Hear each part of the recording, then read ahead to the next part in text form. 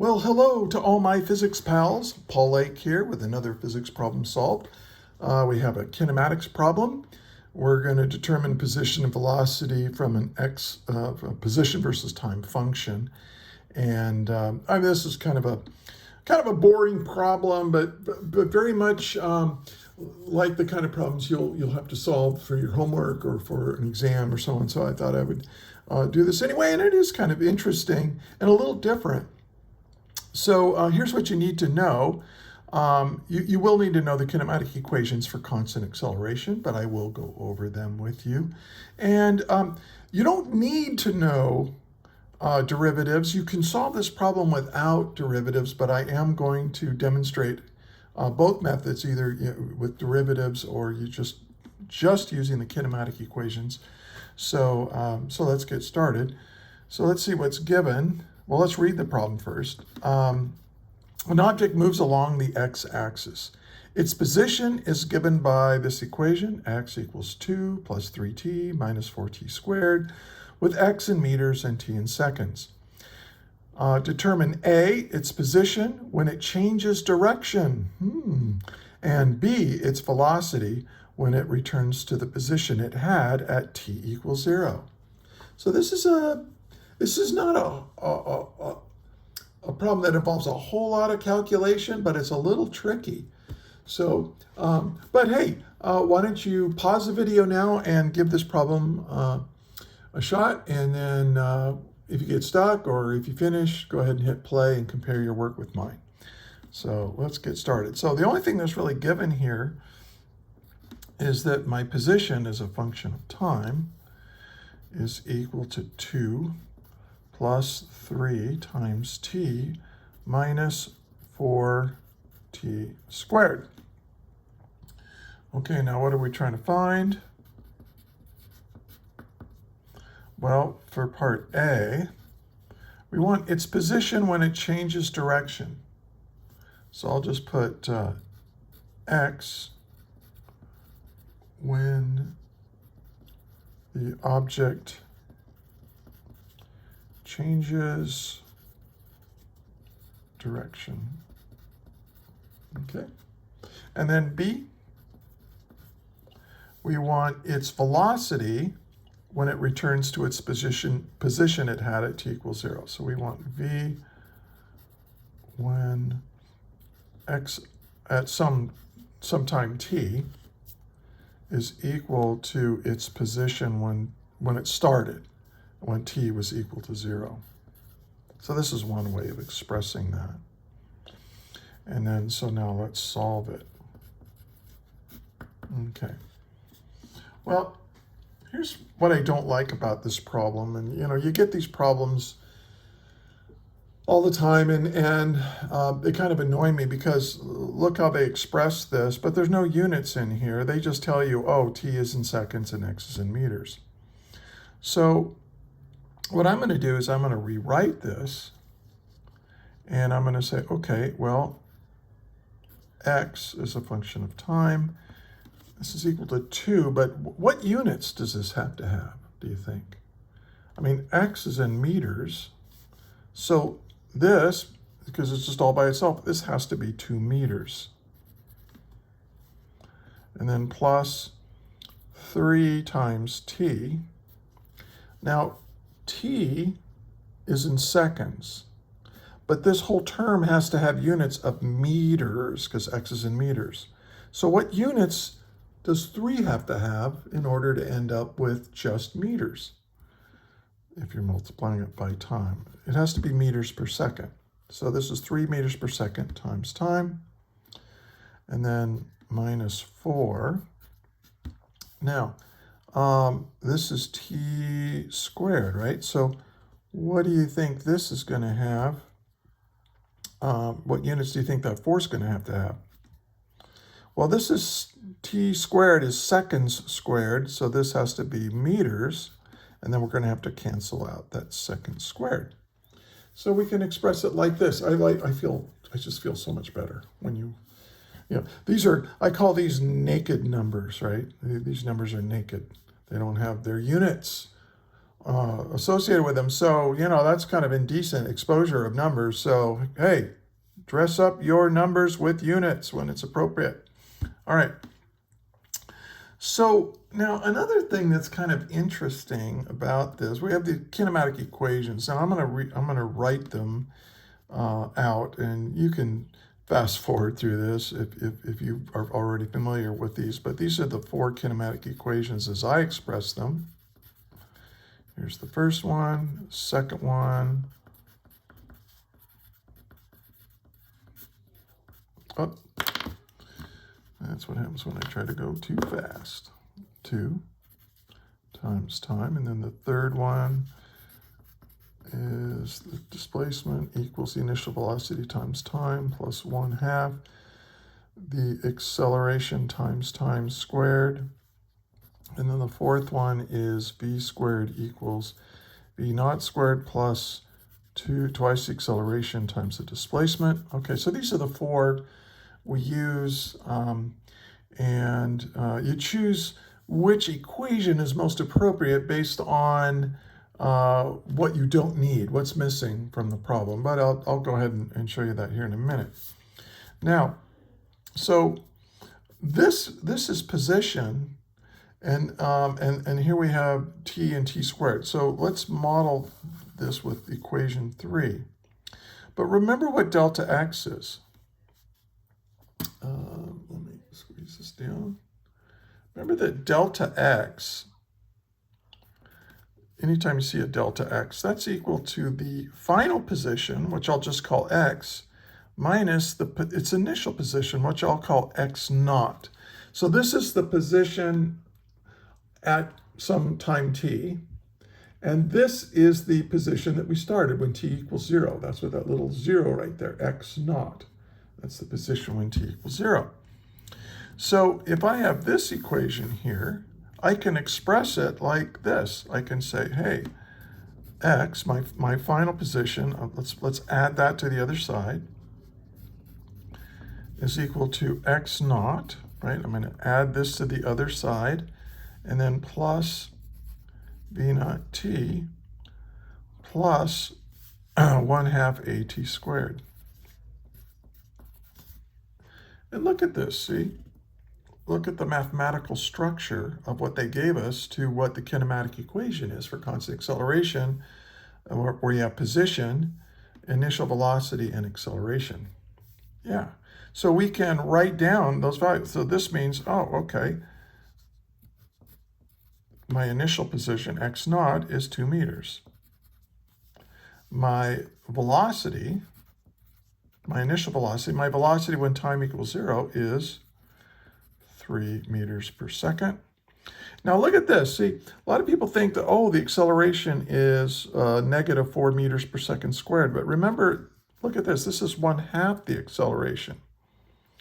So if 1/2 the acceleration is equal to negative 4 meters per second squared, we'll multiply by both sides by 2, and you get the acceleration is equal to negative 8 meters per second squared.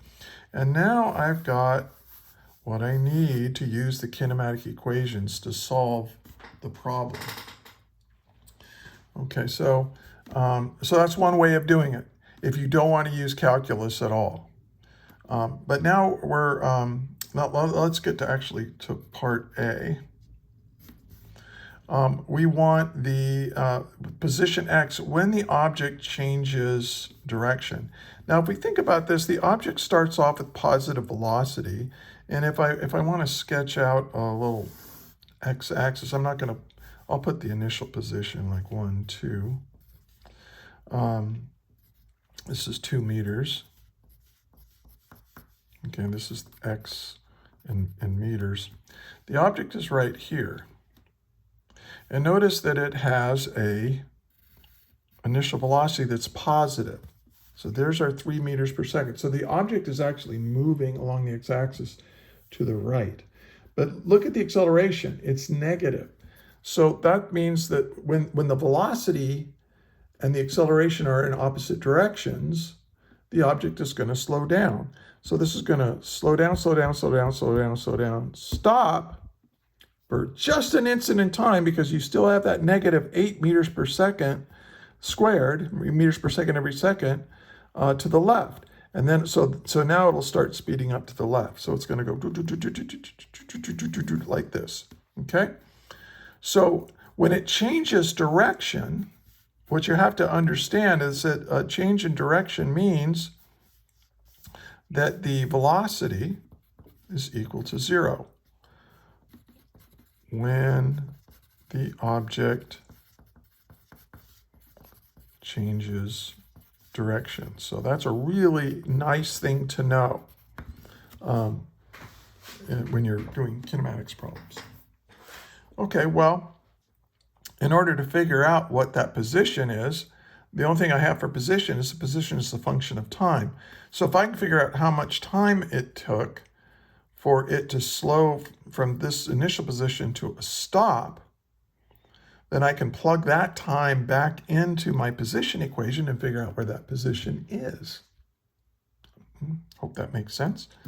So let's do that. So we need a velocity function. Now, there's two ways to do it. I can take this and take the derivative of it. So if you've had calculus already, you can use the power rule to take the derivative, because we know that the velocity is equal to the time derivative of position. Okay, that's how we express that. Now, if you're not familiar with the power rule, then just move, skip ahead a little bit. But if you are familiar with it, watch how this works.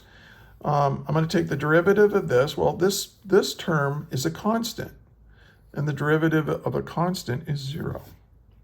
And this term is 3t. You can go ahead and go 3t. So this is like t to the 1 power. So you bring the 1 down. 1 times 3 is 3. And then here you have t to the 1 minus 1, which is t to the 0, which is equal to 1. So you have 3 times 1. So this is just going to be 3. And I'll leave that meters per second. And then over here, you can use the power rule here. So first we have that minus. And then you take this old exponent and multiply it by the coefficient. 2 times 4 is 8 meters per second squared. And then you have t to the 2 minus 1, right? 2 minus 1 is 1. So you have a t to the 1 power, which is just t. Okay, and there we go. So this is our expression for the velocity. Now you could have gotten this another way by just using this first kinematic equation. You could say that, okay, well, v equals v naught plus at, right? But we know what v naught is. It's 3, and right, 3 meters per second. And we know what the acceleration is. It's negative 8. So minus 8 meters per second squared times t, right? And that's just what we got. This is using kinematic equations, and this is using derivatives. However you want to do it is fine. But what we need to do now is say when it changes direction, the object for just an instant in time comes to a stop. So we'll just set this equal to 0. If the velocity is equal to 0, then we need to figure out what t is to make this 0. So let's do that. Let's subtract this to the other side. So I'll have negative 8 meters per second squared times t equals negative 3 meters per second. And now I'll solve for t. So t is equal to negative 3 meters per second divided by negative 8 meters per second squared. And notice that meters cancels meters, seconds cancels the second squared. I have 1 over seconds left over. Reciprocated multiply, that gives us units of seconds. So check your units. And that's a good way to go. Now the negative cancels the negative, and 3/8, if you plug that into your calculator, you will get the value for time is equal to 0.375 seconds. Okay, cool. So now we know how much time, at what time this will actually stop. Now we need to plug this time into the position equation to figure out where the object is when it changes direction. So let's do that. So x is at, we're going to put 0.375 seconds into the position equation. So that's going to be 2 meters plus 3 meters per second times time, which is 0.375 seconds, minus, and then we have 4. You can go 1/2 of 8. 1/2 of 8 is 4, right? So we'll just leave that 4 there. 4 meters per second squared times 0.375 seconds squared. Okay, and now let's check our units. Seconds cancel seconds. Here we have a second squared. That'll cancel with the second squared. So meters plus meters minus meters. You can only add quantities that have the same units. So check your units with each term. They all have to be the same units. All right, now I already done the arithmetic for this, so I have our answer. The position when the velocity is equal to 0 is equal to 2.56 meters, if you round it off. And there you go. Did you get that? Hey, if you find this helpful, could you do me a favor? Could you please give this video a like? If you're a student, subscribe to my channel. If you're a teacher, subscribe to my channel, and please use my materials. I've got tons of stuff. I'll put a link in the description on a worksheet that I'm going to put this in, and so you can use that. Students can use it to practice. Teachers can use it with their students. And I'm a retired high school physics teacher, and I just love teaching. And I also tutor. So there's a link in the description about how to get a hold of me if you need a private tutor. I'm really good. All right, let's do part B. Okay. So in part B, it's velocity. So we want velocity when it returns to the position it had at t equals 0. So we want the velocity when x at some function of time is equal to x at 0. But what does this mean? If the position it has is equal to the position it started with, what does that tell us about the displacement? Oh, okay, the displacement of the object is equal to its final position minus its initial position. But if they're the same, then the displacement is 0. So that's a big hint. And we can figure out what the final velocity is by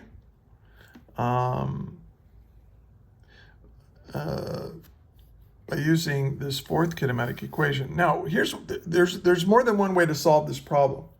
You can figure out how much time it took to get back to its original position, and then plug that time into here or into and solve for the final velocity. Or you can plug it in here and find the final velocity. Now this is I'm going to use this one because this was the easiest one to use.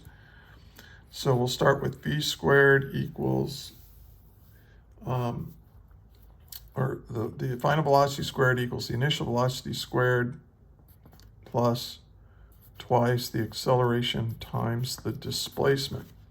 Now here's why this is so easy. If you recognize that when it returns to its original position, its displacement overall is 0, right? This is 0. So this whole term is 0. So the final velocity squared is equal to the initial velocity squared. Now, here we're going to get to a really subtle idea, okay? So you might say, oh, okay, well, V is equal to the square root of the initial velocity squared, right? And you might say, oh, okay, well, this is just equal to the square root of, well, we know what the initial velocity is, right? It's 3 meters per second. And this is squared. And so you're taking the square root of 3 squared, so that's going to be equal to 3, right? 3 meters per second. Is this correct? No, you're missing something really big. This is how fast it's going. This is the speed it's going. But we want the final velocity, which is a vector quantity. You have to indicate direction. So now let's think about it qualitatively. You launched it like this to the right, and the object moves like this. It stops at, wait, 1, 2, 2 point. Oh, it stops right in here, and then it goes back to where it came from. Right. So I think when it gets back to where it came from, when it goes here, stops, and it comes back, I think you can see that the velocity is in the negative direction. Doesn't that make sense? That it's going to be moving this way. If it started this way, but the acceleration is this way, it slows it to a stop and then speeds it up. And so it's moving to the left when it gets back to its original position. And it's going to have a speed of 3 meters per second to the left. And the way we say to the left is we put a negative in front of it. But how come this didn't give us a negative? And this is a really important idea because this comes up over and over again. It's a real source of error. Remember that when you take the square root of something squared, and that's what I did here. I solved for v squared, but I took the square root of both sides. The answer is plus or minus. You have two options. You lose information when you square something. You don't, if you know, like -3 times -3 is 9, and 3 times 3 is 9. So if you say, oh, we're going to take the square root of that, should it be positive 3 or -3? Well, you have to think. You have to look at the situation and apply it. It can be either or, but in this case, we're just going to keep the negative. Okay. You can put plus or minus if you want, but by recognizing, oh, this thing is moving to the left, so we're going to keep that. So this means that the velocity when it reaches its original position it has the same speed, 3 meters per second, but now it's moving to the left instead of to the right. Okay, I hope that's clear. Let's take a look at the whole problem here. If you have any questions about this, put it in the comments. I respond to every comment because my channel's not that big. If you like this, again, I don't make any money from my YouTube channel, so just give me a thumbs up. Or say thanks in the comments. I'd really appreciate that. And share it with your friends and share it with your teacher. And thank you so much for watching. Good luck with your physics studies, and until the next video, may the net force be with you always. That is all.